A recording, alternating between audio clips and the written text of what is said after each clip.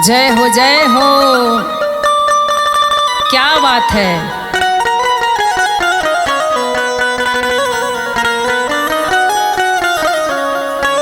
प्रेम से बोलिए शिव गुरु महाराज की जय हो। और देखी कविता दीदी, हाँ चर्चा में सब लोग हाजिरी लगावे आइल बा, लेकिन गुरुजी के डायरी में नाम जरूर चढ़े के चाहिए। जय हो जय। अगर लिस्ट में नाम आ गई तो ये जिंदगी पार हो जाई। तो सब बहिना लो से निवेदन बा कि डायरी में अपन अपन नाम हाजिरी लगा ली। जय और कहे के बा कैसे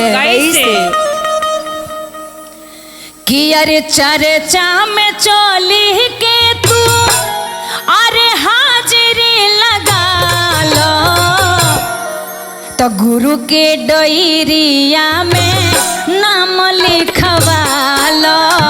गुरु के डायरिया में नाम लिखवाला, गुरु के डायरिया में नाम लिखवाला। चर्चा में चली के तू हाजिरी लगा लो, चर्चा में चली के तुम हाजिरी लगा लो। गुरु के डायरिया में नाम लिखवा लो। गुरु के डायरिया में नाम लिखवाला, गुरु के डायरिया में नाम लिखवाला। आवा पूनम कविता मधु प्रियंका संगे संगे रीता नाम चढ़ गई बा हाजिरी में। और राजू बाबा के भी नाम चढ़ गई बा। गुरु के डायरिया में नाम लिखवाला, गुरु के डायरिया में नाम लिखवाला। और देखी यहाँ नाम लिखैला के बाद मास्टर के रूप में हमार शिव गुरु वही हैं। जय हो। मास्टर प्रधानाध्यापक ही है बाड़े। जय हो। और कहे के बा कैसे बहिना, शिव गुरु मास्टर हूँ हो तो के दी है पढ़ाई, तीन सुत ज्ञान बताई है जिंदगी पार हो जाई। तीन सुत ज्ञान बताई है जिंदगी पार हो जाई।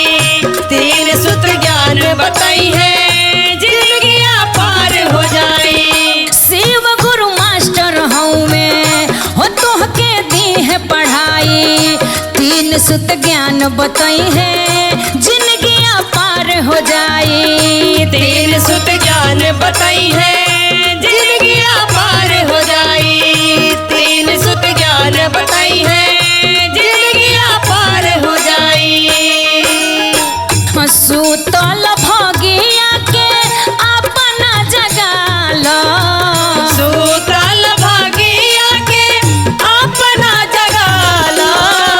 गुरु के डायरिया में नाम लिखवा लो।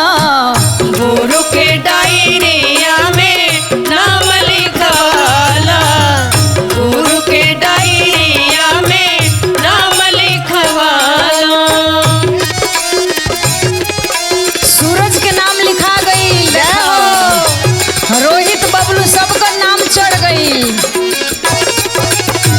गुरु के डायरिया में नाम लिखवाला, गुरु के डायरिया में नाम लिखवाला। और सुनो, ज्यादा मेहनत नहीं के, ज्यादा सामान ना लगी।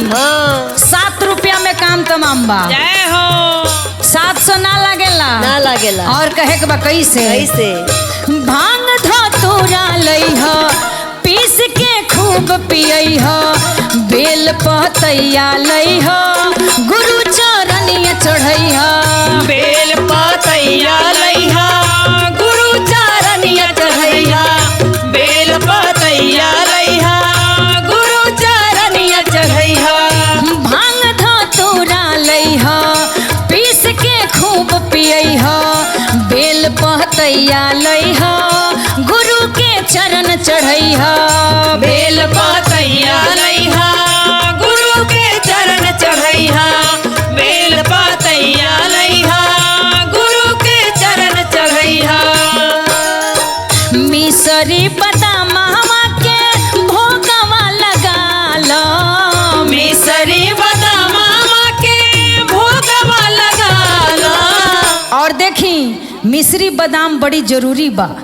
चाहे कुछ ले आई लेकिन मिश्री बादाम रहे के चाहिए। हाँ। और कहे के बा बबलू कैसे कैसे कि अरे गुरु के डायरिया में नाम लिखवाला, गुरु के डायरिया में नाम लिखवाला, गुरु के डायरिया में नाम लिखवाला, गुरु के डायरिया में नाम लिखवाला, गुरु के डायरिया में नाम लिखवाला। प्रेम से बोलिए श्री गुरु महाराज की जय हो।